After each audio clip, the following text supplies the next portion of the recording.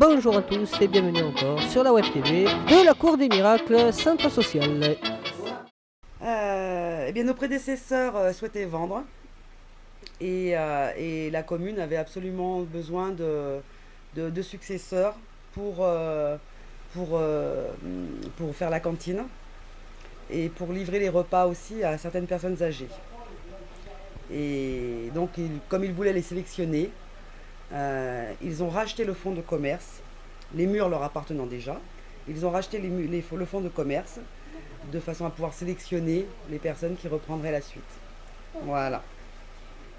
Et par contre, alors, dans ce que vous vendez, est-ce que vous avez des produits de la région? Oui, oui. Alors, il y a les produits, il y a déjà du jardin, parce que mon mari fait le jardin. Ok. Donc, vous avez les oignons doux des Cévennes, les pommes de terre, les rattes, poivrons, aubergines. Naturel. Voilà. Sinon, alors en produits typiquement régionaux, vous avez la charcuterie qui vient de chez Jean-René Huc, qui est à Saint-Germain-de-Calbert, et c'est lui qui élève ses cochons.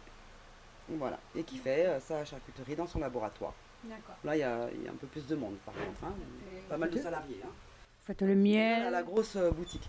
Après, on a le miel de la région aussi. Alors, de Saint-Martin-de-Boubeau. On se débrouille pour toujours privilégier au plus près. Au plus près. Hein, voilà. Ensuite, vous avez ici, il y a beaucoup de châtaignes. Ah oui. Donc, il y a la crème de châtaigne. D'accord. Donc, la crème là qui est onctueuse et qui est travaillée à notre atelier du col de Panélis. Ça fait une petite coopérative et ça leur évite d'aller à Verfeuille. Ok. Voilà. Donc, ça, c'est tout nouveau. Ça fait 1 an que. Donc là, c'est la 2e année que ça fonctionne. Voilà. Donc vous avez la crème de châtaigne, la confiture de châtaigne, où là, la dame écrase elle-même ses châtaignes au presse-purée. C'est à l'ancienne. Il n'y a que l'épluchage qu'elle a. D'accord. Bon, moi-même, j'ai gardé l'épluchage. Mais donc, bon, j'évite de faire de la confiture avec. Après, j'ai pas envie de les écraser. C'est vrai. Donc, c'est celle que vous mangez dans les salades ou en accompagnement de plats salés. Voilà. Et des confitures aussi, alors régionales aussi, hein, de Saint-Martin toujours. D'accord. Donc fruits rouges, framboises, etc. Et vous faites les œufs, les fromages de chèvre? Alors, il y a les fromages de chèvre. Nous avons la chance d'avoir 2 chèvreries sur Saint-Martin-de-Boubeau. Donc on a vraiment des bons fromages. Hein.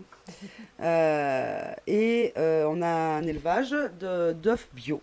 Voilà, et puis après, bon, il faut bien avoir pour le dépannage Voilà. aussi. Un peu du lait, de l'eau. Voilà, de après tout. l'épicerie sèche. Hein. D'accord. Et le coca aussi. Ah oui, Voilà. faut pas oublier même que c'est en montagne. Bon, d'habitude, j'ai aussi des jus de fruits, des jus de pommes, bio aussi, et qui sont faits sur Saint-Martin.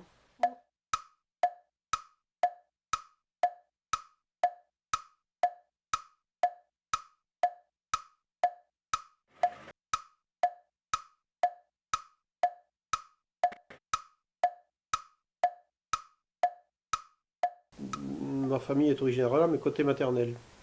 Et effectivement, côté maternel, mon grand-père était maire de la commune.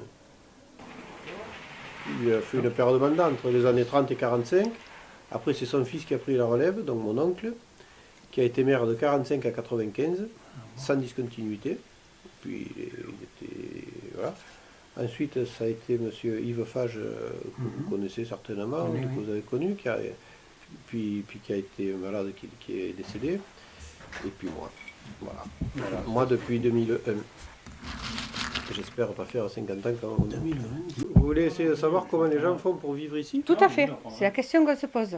L'hiver, c'est L'hiver, vrai. Bon, surtout. l'été, on peut imaginer, mais L'hiver, c'est vrai l'accès, que- un peu, les routes. L'hiver, on n'a pas de problème d'accès. On est à 400, là, vous êtes assis à 450 mètres d'altitude. Ah d'accord. On est dans la vallée du Galaison. On a 190 habitants permanents. Et pour la petite histoire, on a 220 maisons sur la commune, 220 sites. Donc c'est un habitat très dispersé, avec tous les problèmes que ça induit au niveau des réseaux, par exemple. Parce que voilà, c'est un peu compliqué au niveau de la voirie. On est une toute petite commune, on a 44 km de voirie communale. On est desservi par aucune nationale ni départementale. depuis le col du Penedis jusqu'à Rouvarbel aux limites du Gard, ou jusqu'à la Molouse aux limites du Gard aussi, c'est tout communal. Donc c'est une charge extrêmement lourde pour notre budget. On y mange toute notre capacité de financement sur les routes. Mais on essaie de tenir des routes à peu près propres. On a refait quasiment l'ensemble du réseau là, depuis une dizaine d'années. Un autre chiffre qui est assez marquant mais qui est un peu général dans nos Cévennes, on a 60% des maisons, des habitations qui sont des résidences secondaires. Et ça, c'est un autre souci parce que ça ne fait pas de la vie. Ça fait de la vie au moment où on n'en cherche pas trop, l'été où tout va bien. Par contre, ça fait des réseaux à entretenir et ça ne fait pas des recettes qui vont en face au niveau consommation d'eau, par exemple, au niveau, à tous les niveaux, quoi. Même au niveau du fonctionnement du commerce qu'on a ici, au niveau de l'école. On a une école quand même, pour 180 habitants, 180 et quelques, 190, 93 exactement. Il y en a un qui est mort la semaine dernière, donc bon, ça varie. Après, ça fluctue à quelques unités près. On a quand même gardé une école, on a 15 gosses à l'école. C'est pas mal. Et on se bat comme des chiens pour garder l'école ouverte, parce que le jour où elle fermera, on ne la fera plus jamais réouvrir.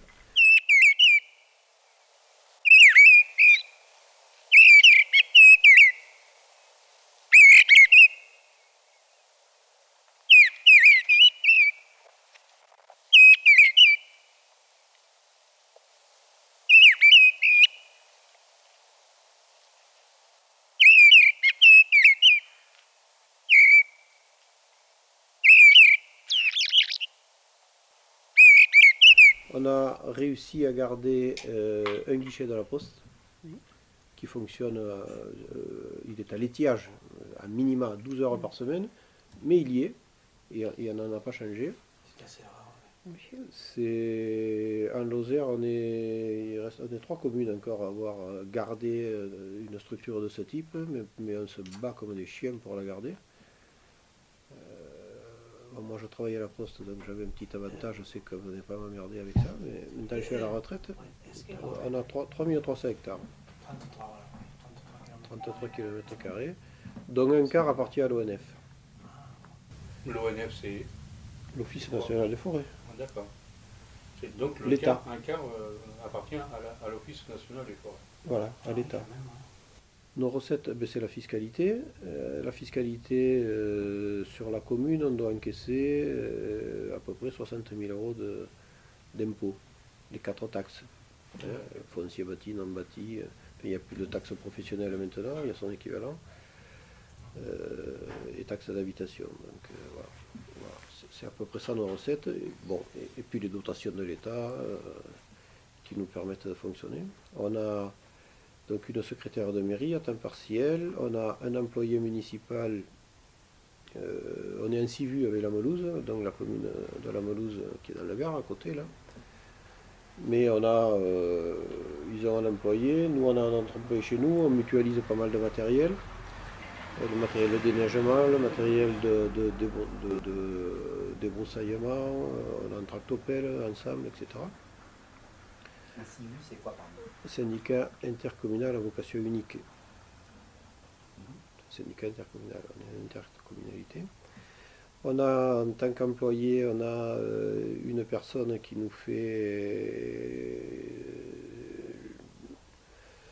gère la cantine, qui fait l'assistante l'ATSEM, assistante maternelle à l'école. Donc, jusqu'à l'an dernier, jusqu'à cette rentrée scolaire, c'était un emploi de l'éducation nationale, donc qui a supprimé les emplois, et du coup cet emploi est revenu à la charge de la commune. Donc on a recruté une personne parce qu'on prend les enfants à 2 ans, donc il faut les surveiller, il faut puis s'en occuper pendant la classe, il faut surveiller la cantine scolaire. La jeune fille, quand même. Et puis voilà. Et puis on a une personne qui nous fait du ménage, donc on a finalement on salarie 4 personnes. Pas mal. Par rapport à la cantine, donc c'est le restaurant qui sert les repas C'est le restaurant qui sert les repas, donc il les élabore dans sa cuisine, il les amène dans des caissons isothermes, et puis il ramène le reste là. Donc le prix du repas est de Alors, le prix de revient du repas est j'ai plus le chiffre très précis en tête, mais ça va être 5 euros, comme paie au restaurateur. La commune prend en charge 3 euros. Le CCAS prend en charge 1 euro par repas et le reliquat est payé par les parents. Donc on a réduit le prix de la cantine et l'objectif étant de faire en sorte que la cantine soit gratuite, mais après il faut avoir des moyens.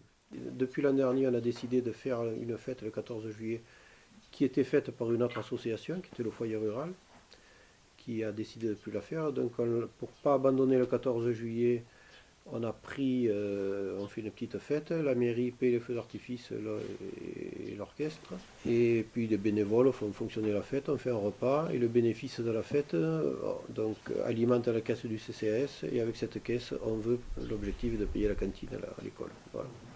Mais on a quelques familles qui veulent s'installer, alors avec les difficultés de trouver du logement, on a de la peine à trouver du logement, de trouver du foncier pour travailler, parce que là aussi, c'est pas si facile que ça, donc il faut beaucoup travailler en amont là-dessus, mais effectivement, on a un certain nombre de jeunes couples qui viennent s'installer pour travailler dans l'agriculture, notamment autour de la châtaigne, mais pas uniquement.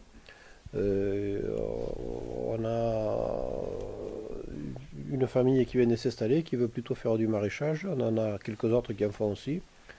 On a 2 agriculteurs qui font du pélardon, avec des troupeaux d'une centaine de chèvres quand même. La communauté de communes notamment, a décidé d'accompagner ce renouveau de l'agriculture en créant un atelier de transformation au col du Penedis, qui a une capacité de transformation d'une capacité maximum d'une 50aine de tonnes de châtaignes, par exemple. Donc on a pas mal d'agriculteurs, ils sont à 20 tonnes là, en ce moment, qui font leur confiture, qui font leur marron naturel, etc. Enfin, tout ce qu'ils veulent faire. On a un atelier jus de fruits également, qui nous permet de faire de travailler sur toutes les pommes qu'on a dans nos propriétés. Moi j'en fais à titre perso, je fais mon jus de fruits, c'est très sympa. Cet atelier est géré par une CUMA qui, alors les derniers chiffres je ne les ai pas exactement, mais qui avait 45 coopérateurs à peu près, et qui développent, qui doivent être au-delà de 50 aujourd'hui, parce que un certain nombre ont attendu de voir comment ça marchait avant de vouloir adhérer. Ils ont vu que l'an dernier ça avait bien marché. Donc cet atelier fonctionne actuellement là à plein régime jusqu'à Noël. Maintenant il est parti pour travailler jusqu'à Noël. Ce qui permet à nos agriculteurs locaux effectivement de se faire un revenu et de vivre sur le territoire localement.